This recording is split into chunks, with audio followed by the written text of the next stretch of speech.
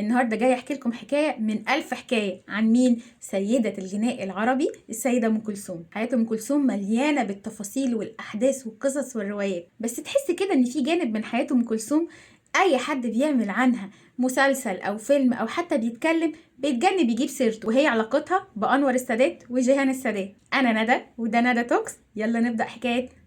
بصوا، الدنيا كلها عارفه قد ايه ام كلثوم كانت مرتبطه بجمال عبد الناصر، وان الصداقه ما بينهم كانت قويه جدا لدرجه ان بعد موته هي اتاثرت بشكل فظيع.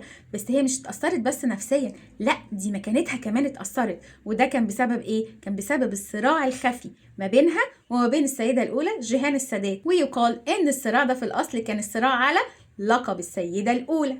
من اوائل الصدامات اللي حصلت ما بين جيهان السادات وام كلثوم كانت في مأدبة عشاء على شرف رئيس الجمهورية، ونخبة الدولة كانوا حاضرين. واللي حكى القصة دي محمد حسنين هيكل.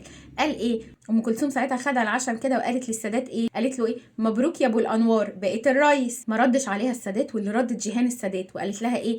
اسمه سيادة الرئيس.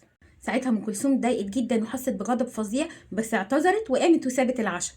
ما انكرش انه ما كانش المفروض ام كلثوم تكلم رئيس الجمهوريه بالطريقه دي، بس برضه يا جماعه احنا لازم نعذرها. ام كلثوم لما راحت علشان تتعالج في امريكا تحت اشراف قياده الثوره، عمل ايه عبد الناصر؟ بعت معاها وفد بقياده انور السادات لمرافقتها وتوديعها لحد سلم الطياره. لا ومش بس كده، ده الوفد ده ضرب لها التحيه العسكريه وهي طالعه الطياره.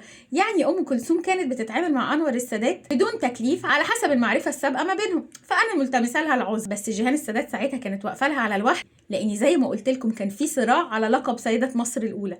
هو طبعا جيهان السادات ساعتها كانت هي سيده مصر الاولى، بس ام كلثوم برضو بمعارفها والشهره الفظيعه اللي كانت واصله لها في الوقت ده ومعرفتها بكل رؤساء الدول كان مديها الاحساس ان انا سيده مصر الاولى.